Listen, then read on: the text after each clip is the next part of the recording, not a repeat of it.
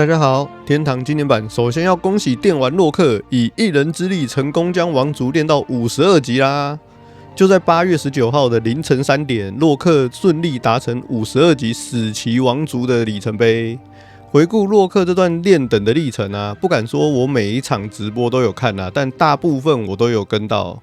以他過往的練等過程來看，30級是個練等的分水嶺。在1到30級之前呢，這個階段啊，大多都是拿着弓，然後跟着盟友組隊團練。當然，墮落之地的 ATS 掛好掛滿也是不能少的。這時就會換上近戰武器，在 ATS 裡面打怪。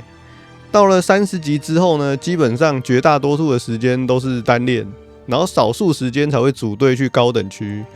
然後到了40級之後呢，直接就是進入無止境的孤獨單練模式。在經典版這樣枯燥又痛苦的練等環境下，能靠一人之力花了半年左右的時間升上52級，真的是相當不容易啊。接着我們來看今天8月19號定期維護的重點更新內容吧。這次官方新增了7個全新的法術技能，還有一個召喚控制戒指，標榜完整保留過去特色與樂趣，同時也公開了物品掉落，我們就一起來看看吧。第一個是騎士技能反擊屏障，裝備雙手劍時有幾率回避對方的近距離物理傷害，並進行反擊。反擊傷害取決於所持雙手劍對大怪的傷害數值。這個技能對騎士的練等效率可能會有不錯的效果，但少了盾牌的防禦之後呢，水量消耗會是如何，還有待測試啊。至於大型團戰可能不太實用。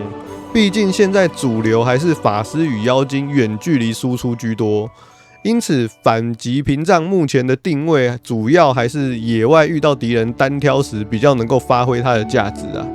掉落的怪物呢是夢幻之島的鎧甲守衛以及大家打不死的地龍安塔瑞斯。第二個是火屬性妖精的50級魔法烈焰之魂。釋放後享有2分鐘的 buff， 效果是近戰攻擊一律以武器的最大傷害輸出，而武器也不會壞掉。這招如果搭配古劍使用，絕對是毀滅級的傷害，但古劍真的是太稀有了，所以會不會因為這個影響到古劍的價位呢？我想是不太可能啦。掉落的怪物呢，有火窟的烈炎獸，還有象牙塔8樓的惡魔。第三個是風屬性妖精50級魔法精準射擊，能降低目標1/3的遠距離回避。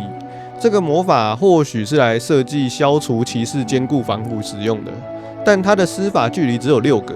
坦白說，6格這個距離其實有點微妙，因為6格這個距離啊，說近不近，說遠也不遠，然後也很容易被騎士貼身到。如果為了放這個技能，反而被騎士衝暈，那就死定了。不過50級的機體抗暈能力也有一定的水準，所以未來在 PVP 的戰術價值上呢是值得研究的。掉落怪物象牙塔的死神還有不死鳥。第四個是水屬性妖精魔法水之元氣，能對10格內的隊友釋放持續1分鐘的 buff， 讓治癒法術效果提升到 1.5 倍。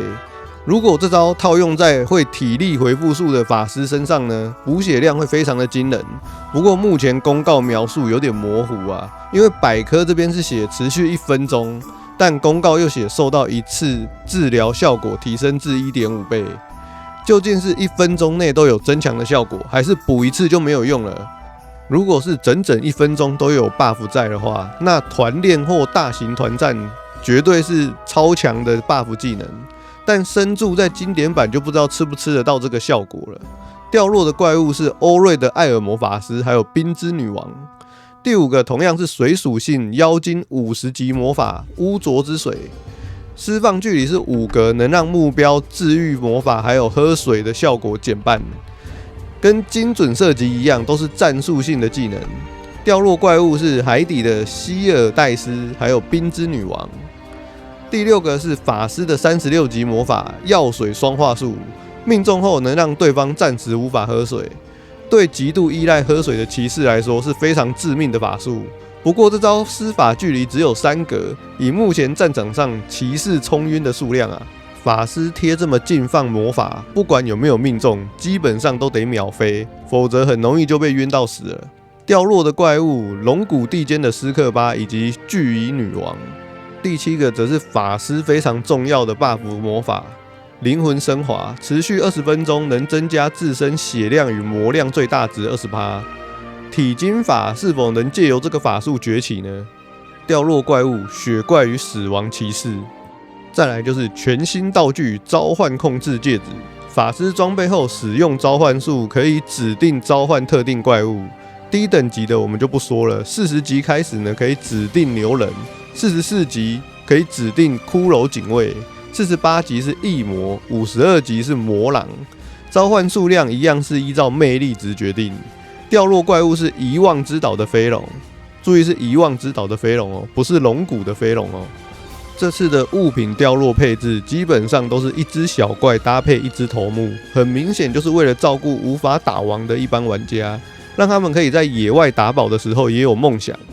但我想官方的用意是這樣，不過呢，以台服的環境來說，大家都知道嘛，我們就不用特別解釋了。再來就是其他的更新項目，新增劍筒道具，可以在奇岩武器商人還有販售劍矢的獵人 NPC 購買老舊皮革劍筒，還有老舊獵人劍筒，分別可以減輕背包劍矢的重量150與300，售價為22000跟55000，金幣購買就可以。使用的時效就是7天，但我應該是不太會買啦，就算要買也是買22000的吧。高畫質外觀開放，現在只批有 HD 模式嘛，其實這個模式原本就有了，它有進行特別的更新。現在呢，他說可以呈現更清晰、更細緻的畫面。最後就是經典商城的更新啦，夏娜變形卷軸箱販售台幣65元，每個賬號每周限購10個，開箱可以獲得10張變卷，販售的時間到9月2號為戶前。守護者誓約箱居然又出了一個通行證商品，距離上一次通行證商品才過2周，又推出新的通行證商品了。售價是220塊台幣，一樣每天可以領取優質簽到信，但這次提供的 buff 不一樣了。這次 buff 是魔量最大值加10，傷害減免加1，販售的時間到8月26號為戶前。回復箱購買次數調整，每個賬號每周可以購買的次數調整為30次啊！不夠水喝的朋友要記得好好的孝敬我們恩熙大哥啊！好啦，以上就是今天的影片內容，感謝大家觀看。大家對於本周的更新內容有什麼看法，都可以在底下留言分享哦。